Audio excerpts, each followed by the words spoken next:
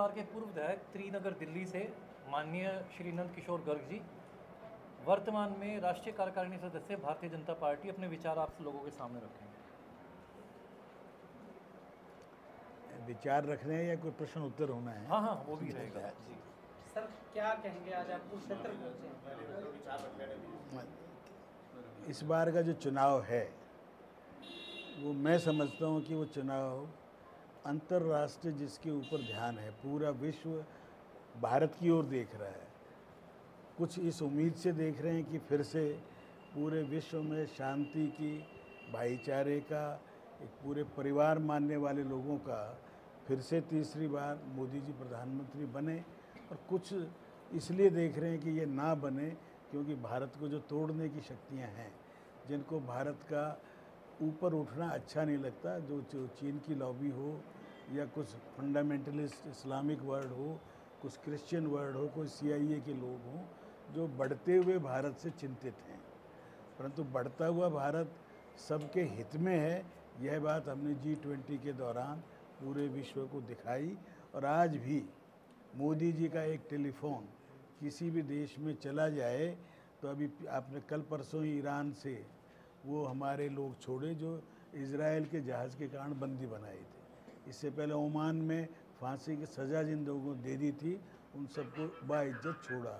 Ukraine रूस में आपने देखा कि तिरंगा लेके निकलना गारंटी थी शांति की, दोनों ने 2-2 घंटे का युद्ध विराम किया। ऐसे बढ़ता हुआ भारत, उसकी जो पोटेंशियल है, यदि मैं कहूँ वो अनलॉक होना शुरू हुआ है। भारत की जो क्षमताएं हैं, जो 1947 में चीज़ें होनी चाहिए थी, उसके लिए लोग तैयार थे। देश को आज़ाद कराने वाले हमारे महापुरुषों ने जो सपने देखे थे वो 1946-47 से साकार होने प्रारंभ हो सकते थे। राम मंदिर का निर्माण के लिए 75 साल प्रतीक्षा क्यों हुई? सरदार पटेल ने सोमनाथ का मंदिर इससे भी ज़्यादा खराब पोजीशन में था तो उसको तुरंत बनवा दिया था। तो ये सारी स्थिति हुई हैं जिसके अंदर सरकारें भी बदलती रही, सरकारें एक्सपेरिमेंट करती रही।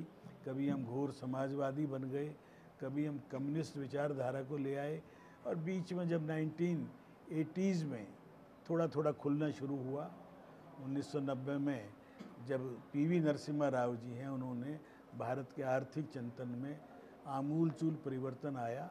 और उसको परिवर्तन लाने में नरसिम्हा राव का नाम मैं सबसे आदर सहित ले रहा हूँ, मनमोहन सिंह का भी लेता हूँ। उसके कारण से जो स्थिति हम चीन की और हमारी 90 में बराबर थी, आज चीन हमसे 30 साल आगे है। क्यों? क्योंकि हमने सरकारों को ढंग से चलाया नहीं। मोदी जी ने 10 साल में वो करके दिखा दिया, साइज, स्केल और समय में पूरा होना, कि आज Bharat execution of works, execution of जो भी सोच, अगर 10 करोड़ लोगों को शौचालय मिल जाए तो मुझे भी नहीं जचता था जब उन्होंने लाल किले से बोला। उसका क्या क्या इफ़ेक्ट पड़े आप देखेंगे कि कितनी बीमारियों के ऊपर अपने आप कंट्रोल हो गया। 11 करोड़ घरों में नल का जल पहुंच जाए तो पेट की बीमारियां कितनी कम होंगी आपके आने वाले 4-5 साल में। GDP की ग्रोथ और हमारा हेल्थ जो बिल है वो कम होता हुआ नज़र आएगा।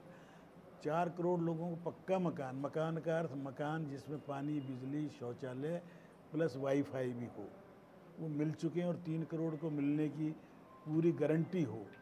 हाईवेज़, पाथवेज़, एयरवेज़ और समुद्र का जितना काम हुआ है उससे हमारे मित्र खुश हैं, हमारे दुश्मन थोड़े नाराज़ हैं। इन सब चीज़ों को देखते हुए हम पूरे देश के अंदर ये उम्मीद करते हैं कि भारत को यदि आगे बढ़ना है तो केवल इस चुनाव की चिंता करने वाले लोग हैं बहुत, परंतु मेरा प्रधानमंत्री 2047 का स्वप्न नहीं दिखा रहा है, उसका ट्रेलर पहले दिखा दिया है। हम कुछ कर सकते हैं, जैसे फिल्म में आप ट्रेलर में देख के कुछ तसल्ली होती है और देखने का मन करता है। आज 10 साल के बाद हम गारंटी से ये बात कह रहे हैं कि ये काम हम करेंगे। कोरोना काल का क्या भीषण काल था, उसको याद करके भी डर लगता है। और फिर देश को तोड़ने वाली शक्तियाँ एस्ट्राजेनेका का और ब्रिटेन का वहाँ हवाला लेके हमारे लोगों को फिर घबरा जाएं कि जिसने वो टीका लगवाया था उसको ये हो सकता है, वो हो सकता है। 1 लाख में एक को हो सकता है, ऐसा एलोपैथी में कोई चीज़ नहीं है। हम 5 हॉस्पिटल चलाते हैं दिल्ली में, हरियाणा में। एलोपैथिक में ऐसा कोई दवाई नहीं है जो किसी चीज़ को ठीक कर